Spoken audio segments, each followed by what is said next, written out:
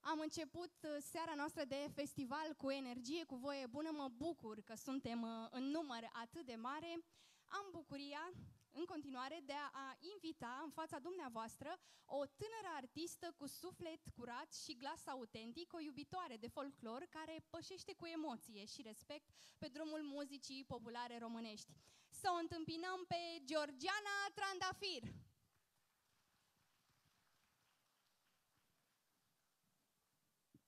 Bună seara, dragii mei! Bine v-am găsit!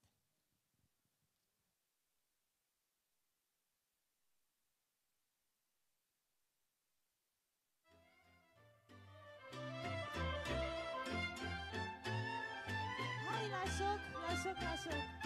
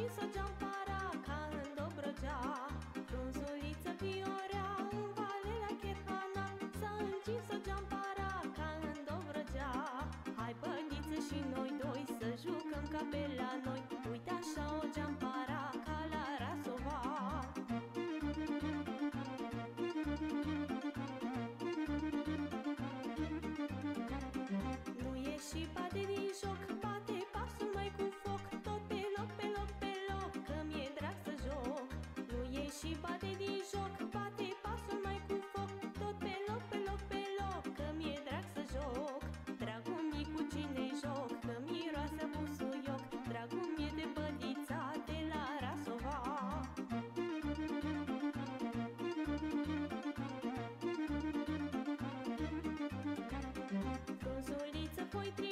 joacă fete și flăcăi, te răsună peste voi jocul de la noi.